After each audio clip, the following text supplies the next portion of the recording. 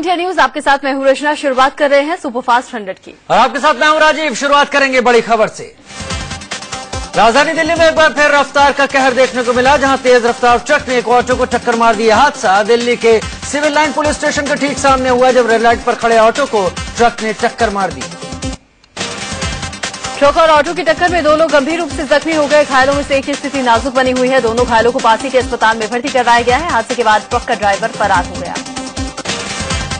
UP के अलीगढ़ में horror killing का सनसनीखेज मामला सामने आया है। खैर इलाके के सभापुर गांव में घर वालों ने पहले अपनी बेटी को गोली मारी, फिर घर के अंदर ही उसकी लाश को जला दिया। बताया जा रहा है कि 16 साल की रानी 2 दिन से लापता थी। जब वो घर लौट कर आई तो उसके भाई भूरा ने उसे गोली मार दी। इसके बाद घर वालों के साथ मिलकर उसकी लाश को घर के आंगन में ही जला दिया। वारदात को अंजाम देने के बाद सभी घर छोड़कर फरार हो गए। आसपास के लोगों ने मामले की जानकारी पुलिस को दी। खबर मिलते ही पुलिस मौके पर पहुंची। घर के अंदर से आधी जली लाश पुलिस ने अपने कब्जे में ली और पोस्टमार्टम के लिए भेज दी। पुलिस ने हत्या साक्ष्य छिपाने का केस दर्ज कर मामले की तफ्तीश शुरू कर दी। यूपी के फिरोजाबाद में 2 सिपाहियों की हत्या पर जमकर बवाल हुआ। हत्या से गुस्साए लोग सड़कों पर उतर आए। गाड़ियों में तोड़फोड़ की। लोगों ने एक यात्रियों से भरी यूपी रोडवेज की बस पर पथराव किया, जिससे उसके शीशे चकनाचूर हो गए। पुलिस वालों की हत्या से गुस्साए लोगों ने जिस रोडवेज बस को निशाना बनाया, उसके अंदर यात्री बैठे हुए थे। पथराव के दौरान कई यात्रियों को चोटें भी आई। सभी यात्री आनन फानन में बस से बाहर उतरे। सड़कों पर हंगामा कर रहे लोगों ने कई गाड़ियों को भी निशाना बनाया। यात्री टेम्पो को रोककर उसके ड्राइवर से मारपीट और तोड़फोड़ की गई। साथ ही एक तेल के टैंकर पर भी उपद्रवियों ने पथराव शुरू कर दिया। उपद्रवियों ने हंगामे पर काबू करने पहुंची पुलिस टीम पर भी पथराव कर दिया। पथराव में आगरा जोन के डीआईजी विजय सिंह मीणा का सिर खून से लहूलुहान हो गया। लोगों ने पुलिस की जीप को भी फूंकने की कोशिश की। वक्त रहते जीप पर लगी आग बुझा ली गई। इस मामले में एक सब इंस्पेक्टर को सस्पेंड कर दिया गया है। लोग थाना अध्यक्ष अजय यादव के खिलाफ भी कार्रवाई की मांग कर रहे हैं। साथ ही मामले की उच्च स्तरीय जांच की मांग भी की जा रही है। रविवार का 2 सिपाहियों की हत्या हुई और सोमवार सुबह सैकड़ों लोग सड़क पर उतर आए। दोनों सिपाहियों के परिजनों ने एसपी और थानेदार को सस्पेंड करने की मांग को लेकर हाईवे को जाम कर दिया। मृतकों के परिजनों ने आरोपियों की फौरन गिरफ्तारी की मांग की। फिरोजाबाद में हुई सिपाहियों की हत्या के मामले में यूपी सरकार ने मुआवजे का ऐलान कर दिया है। सीएम अखिलेश यादव ने दोनों सिपाहियों के परिजनों को 20-20 लाख रुपए मुआवजा देने की घोषणा की है। यूपी के फिरोजाबाद में 2 सिपाहियों की हत्या पर समाजवादी पार्टी के महासचिव नरेश अग्रवाल ने हैरान करने वाला बयान दिया। उन्होंने कहा कोई नई बात नहीं, ऐसा होता रहता है। गोली मार दी यूपी में, ये कोई नई चीज है? तो कहीं दिल्ली में कितनी बार हुआ। कल तो अपराधियों ने दिल्ली में सिपाही कुचल दिया, सिपाही मर गया। वो नहीं आपको दिखाई दिया, उत्तर प्रदेश में गोली दिखाई दे गई होगी। यूपी में कानून व्यवस्था चरमराई हुई है, लेकिन सीएम अखिलेश यादव अपनी नाकामी कबूलने के लिए तैयार नहीं है। उनका कहना है कि जहां भी कोई घटना होती है हम कड़ी कार्रवाई करते हैं और हमने कड़े निर्देश भी जारी किए हैं।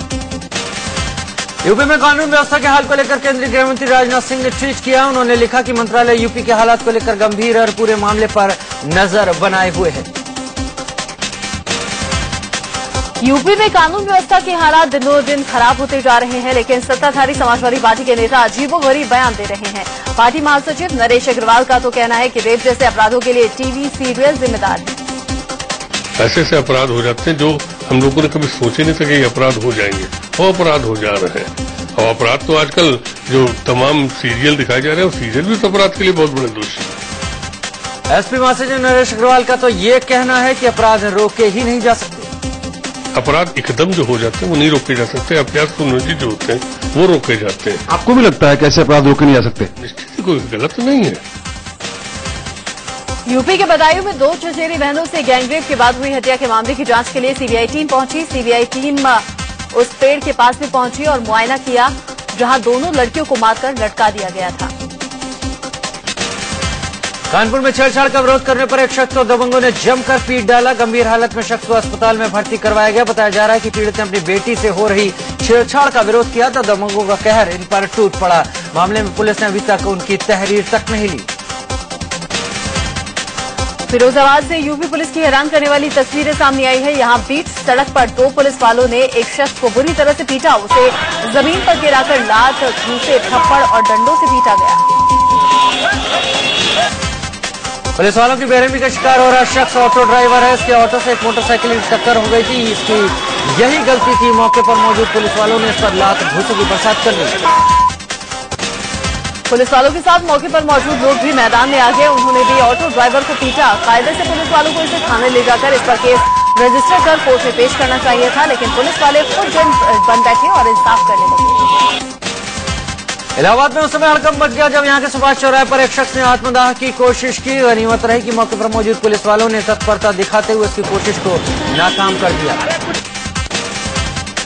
आत्मदाह की कोशिश करने वाले शख्स का नाम गुलफाम है। गुलफाम समाजवादी पार्टी की लोहिया वाहिनी नगर का अध्यक्ष है। पुलिस के मुताबिक ये खुद को वक्फ बोर्ड का अध्यक्ष बनाए जाने की मांग कर रहा था। मांग न माने जाने पर इसने आत्मदाह की कोशिश की। हिमाचल के कांगड़ा में बड़ा हादसा हुआ। सैलानियों से भरी बस गहरी खाई में गिर गई। हादसे में 11 लोगों की मौत हो गई, जबकि 44 के घायल होने की खबर है। हादसे की खबर लगते ही रेस्क्यू टीम मौके पर पहुंच गई और राहत बचाव का काम शुरू कर दिया। बस में 60 लोग सवार थे। बताया जा रहा है कि टूरिस्ट बस रेणुका जी से लौट रही थी। उसी वक्त रास्ते में बस बेकाबू होकर खाई में जा गिरी।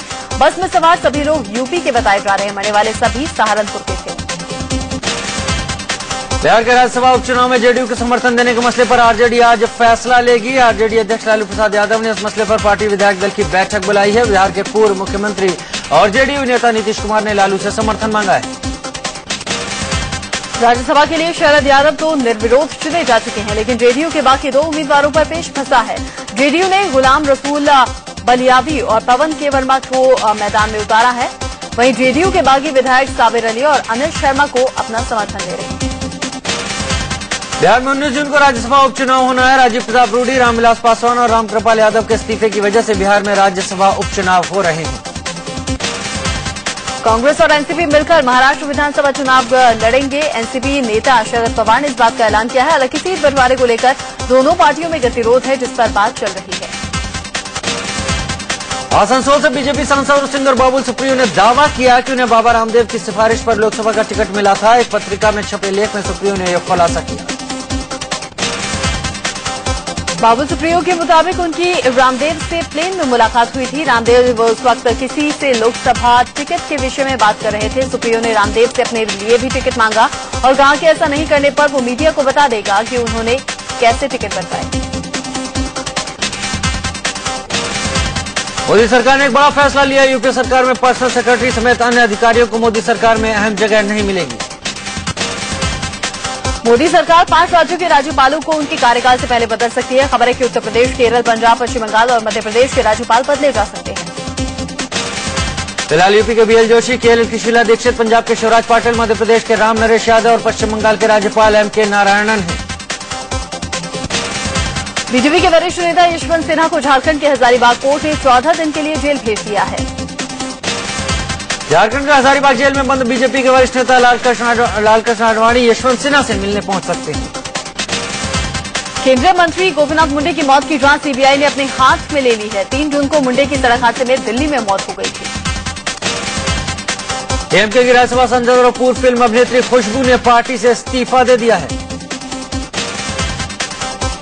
दिल्ली में बिजली पानी की किल्लत को लेकर कांग्रेस का प्रदर्शन जारी है। इस बीच दिल्ली कांग्रेस प्रदेश अध्यक्ष अरविंदर सिंह लवली आज दिल्ली जल बोर्ड के ऑफिस जाएंगे। इससे पहले कल कांग्रेस ने प्रदर्शन जारी रखते हुए मंडावली में मोर्चा खोला। दिल्ली में बिजली संकट के लिए जिम्मेदार ठहराए जाने पर केजरीवाल ने कांग्रेस पर पलटवार किया है। आम आदमी पार्टी को क्यों, क्या कह रहे हैं, हमने क्या कर दिया? पिछले 15 साल से तो वो थे सत्ता में, हमने क्या कर दिया? दिल्ली में बिजली कटौती को लेकर केंद्र सरकार ने कंपनियों को सख्त चेतावनी दी है। जम्मू में बिजली के संकट को लेकर बीजेपी विधायकों ने मुख्यमंत्री उमर अब्दुल्ला के कार्यक्रम में जमकर हंगामा किया। बीजेपी के प्रदर्शन से उमर अब्दुल्ला का गुस्सा भड़क गया। उन्होंने कहा, बीजेपी विधायक मेरे पिता के चमचे हैं। महंगाई के मोर्चे पर केंद्र सरकार आम लोगों को बड़ा झटका देने की तैयारी में है। रेल मंत्री सदानंद गौड़ा ने रेल किराया बढ़ाने के संकेत दिए हैं। प्याज एक बार फिर देशवासियों को रुला सकता है। देश की सबसे बड़ी प्याज की मंडी नासिक में मजदूरों ने कामकाज ठप कर दिया। प्याज मंडी के मजदूर मजदूरी बढ़ाने की मांग कर रहे हैं। इस मामले को लेकर मंडी कारोबारी और मजदूरों के बीच में कहासुनी भी हुई।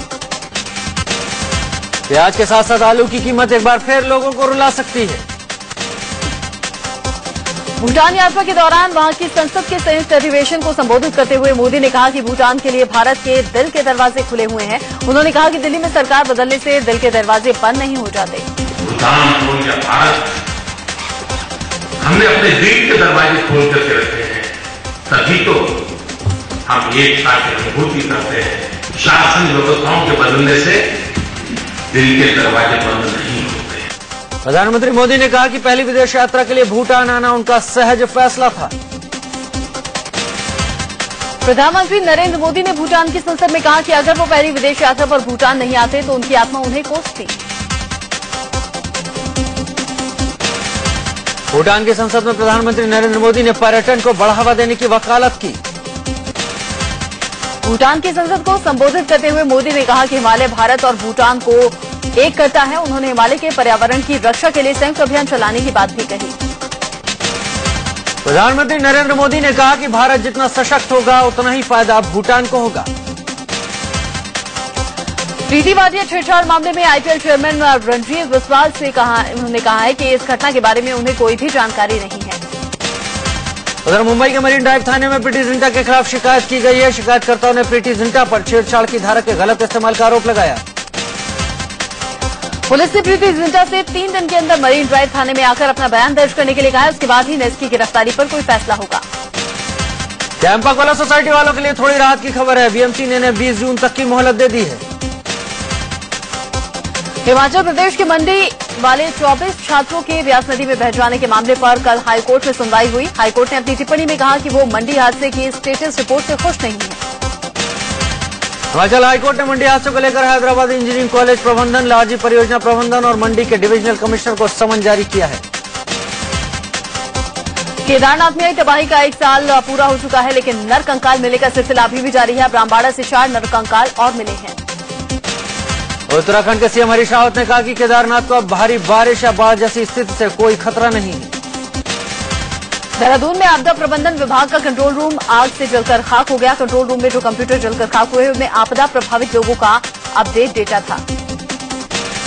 केदारनाथ त्रासदी के शिकार हुए लोगों की याद में केंद्रीय जल संसाधन मंत्री उमा भारती आज वृक्षारोपण अभियान चलाएंगी।